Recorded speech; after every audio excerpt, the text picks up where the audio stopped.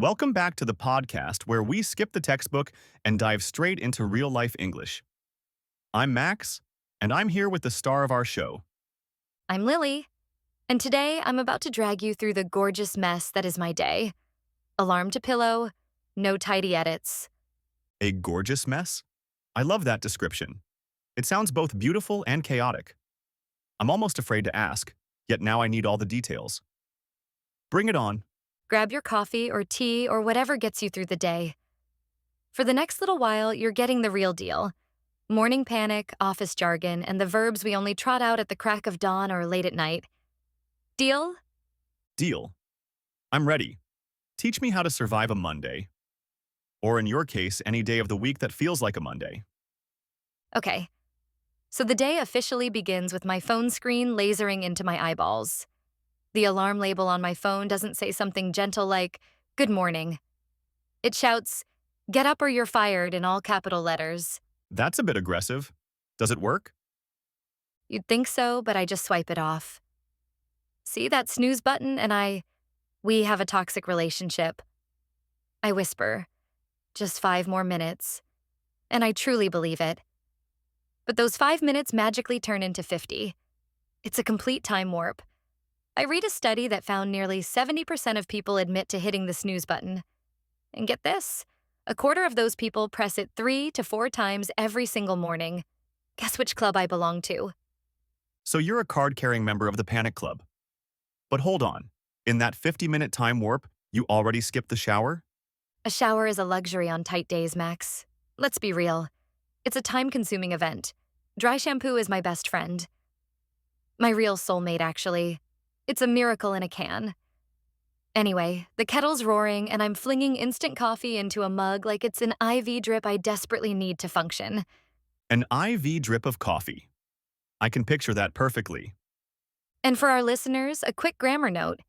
Notice how I just said, "I'm flinging" and "the kettle's roaring."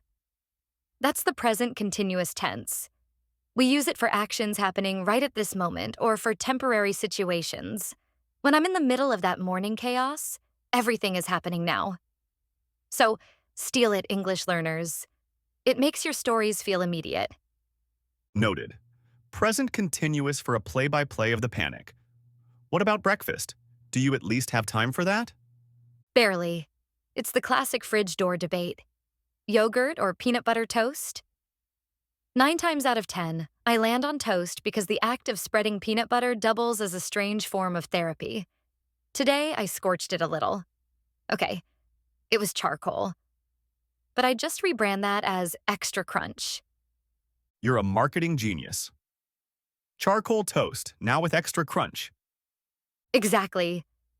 So while I'm blowing on the burnt edges, I'm also cramming my laptop, my charger, my wallet, and 3 identical lip balms into my bag. It's a frantic dance. Wait, why 3 identical lip balms? Is that a pre-coffee logic thing? Exactly. Pre-coffee brain has 0 short-term memory. It can't remember which purse, pocket, or car console has the one with the actual tint. So I carry 3. One must be right. And listen to that sentence I just used.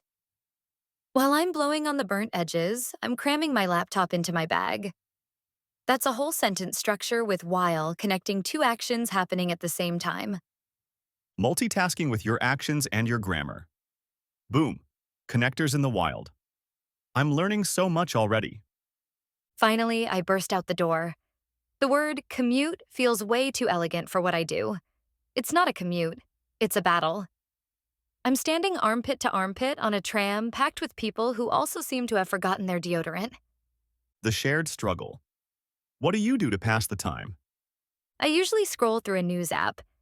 And for the listeners, that's the present simple tense because it's a routine, a habit. I usually scroll. But today, the Wi-Fi's acting up, so I'm just stuck with my own thoughts. Terrifying. Absolutely terrifying. Acting up is a great phrasal verb bonus for everyone listening. It means something isn't working properly. A kid can act up, a car can act up, and apparently so can the Wi-Fi on a crowded tram. Totally. So to avoid the internal monologue, I hop off the tram a few blocks from the office and power walk the rest of the way. It gives me a burst of energy and a false sense of accomplishment. I badge in just in the nick of time. What is in the nick of time? It means at the very last possible moment. Any later, and I would have been officially late. I'm still technically on time because the system rounds down. It's my little secret. In English, when you're late but pretend you're not or you're taking a risk like that, we call that pushing it. A classic and very useful phrase. You're really pushing it by arriving at 8:59:59. That's my life story. Then, the first job every morning? I have to answer a flood of emails with subject lines like urgent but actually not urgent. I start every single reply with the phrase, hope you're well. What does that really mean? It's corporate code for I'm being polite, but I'm secretly dying inside and don't have time for this. It's a professional buffer before getting to the point. Soon after the email storm, it's the morning stand-up meeting. That corporate ritual where everyone stands in a circle so the meeting feels shorter. Spoiler alert, it doesn't work. It just makes my feet hurt. Are people speaking actual English in there, or is it just corporate robot? It's a bizarre hybrid language. I heard this real sentence today. Let's circle back on bandwidth to see if we can action this deliverable. Wow. Okay, let's translate that for our learners. The phrasal verb circle back just means we'll discuss this later. But it usually means we'll talk about it when we have time, which is never. And bandwidth in this context doesn't mean internet speed. It means mental or emotional capacity. So the sentence means, I don't have time for this now. So useful. Learners should write that down. It's a key to sounding like a native speaker in a business setting, even if the meaning is a bit silly. Exactly. After the meetings, the day drags on until lunch eventually hits. I'm grabbing a salad because, adulthood. But the moment of truth is when the cashier asks, for here or to go? And I panic every single time. Why does that question cause panic? Because there's a line of impatient people behind me. And for a split second, my brain deletes the files for those two phrases.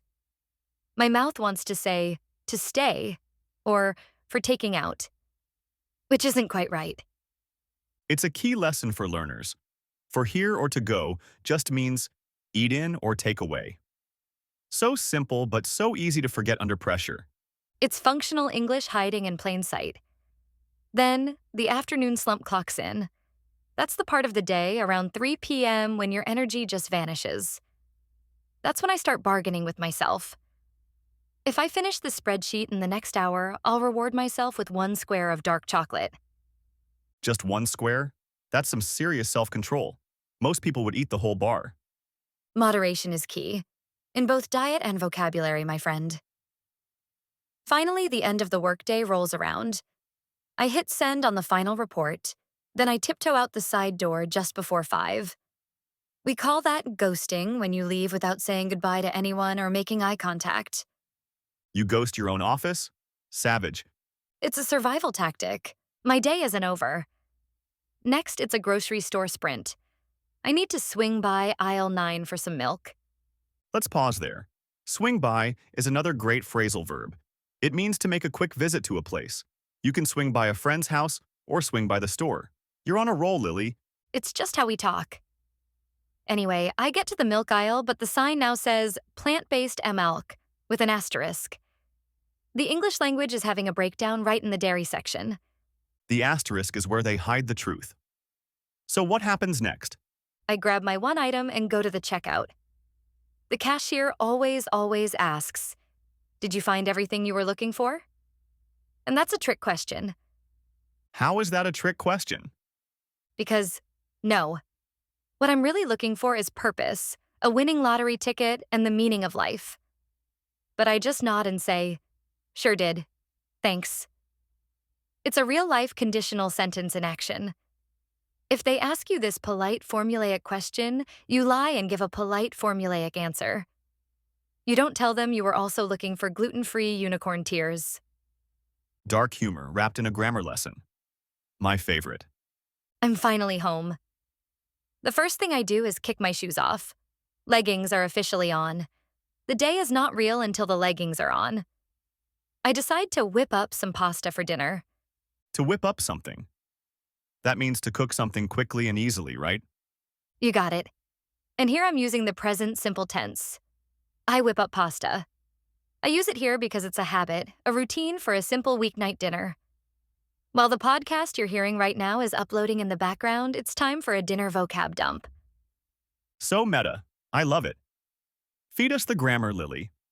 Okay, so first I dice the onions, which means cutting them into tiny, perfect cubes. Then I sautéed them, which means to fry them quickly in a little bit of hot fat. I simmer the sauce, which is to cook it slowly on low heat, just below the boiling point. And finally, I grate a mountain of cheese into tiny shredded bits. My advice to learners is to learn these cooking verbs, not just the food nouns. They bring the kitchen to life. You're literally feeding us grammar. Later in the evening, it's couch time. I veg out to a sitcom rerun. Explain veg out. That's a good one. To veg out means to relax by doing nothing that requires any brain power, basically to become a vegetable on the couch. You just sit there, maybe watch TV, and exist. That's a new one for me, but it makes perfect sense. I plan to veg out later tonight. Just as I'm achieving peak vegetable, my phone buzzes. A friend texts, "Want a FaceTime?" I have to decline. Sorry, I'm tied up tonight. An idiom alert. Tied up doesn't mean with a rope, right? Definitely not, though some days that feels preferable. It just means you're busy or occupied with something. I'm tied up with work. Or in my case, I'm tied up with my couch. Rope would definitely be simpler to explain. Before bed, I try to wind down with a book. That's phrasal verb number 47 for today, I think. To wind down means to relax after a period of activity or stress. I manage to read maybe 3 pages, and then my eyelids launch a coup. That's usually how revolutions start, with eyelid coups. It's a hostile takeover of your consciousness. The last part of the day, my so-called skincare routine. It lasts about 2 minutes because beauty sleep will always beat beauty products. No contest. A rapid-fire vocab finish. I like the sound of that. Exactly. 3 final phrasal verbs for the end of the night. First, I brush off the day, which means I try to ignore or forget all the stressful feelings that accumulated. Like brushing dust off your shoulder. Precisely. Then I turn in, which is a very common and casual way to say you're going to bed. So, I'm tired. I think I'm going to turn in. Yep. And finally, the moment I hit the pillow, I crash. This doesn't mean a car crash. It means I fall asleep instantly, usually from sheer exhaustion. Brush off, turn in, crash. You've officially used more phrasal verbs today than my entire first-year textbook. That's the idea. Real English. No filter. No boring grammar drills. So, a quick recap. We started with snooze button dread and a debate with an alarm clock. We survived corporate jargon like circling back. We navigated the treacherous waters of ordering lunch and picked up some great cooking vocabulary. And our learners got a masterclass in present simple versus present continuous. Dozens of phrasal verbs like act up, swing by, and wind down, plus idioms like tied up and in the nick of time. Exactly. We lived a whole day in English. Now it's your turn, listeners. What's the most ridiculous or funny part of your daily routine? Is there a weird phrase in English that you hear every day? Drop it in the comments so we can all feel less alone in our chaos. And if this helped you survive English for another day, smash that subscribe button. Lily will walk you through her weekend next. And spoiler alert, it involves the verb oversleep in at least 3 different tenses. You don't want to miss it.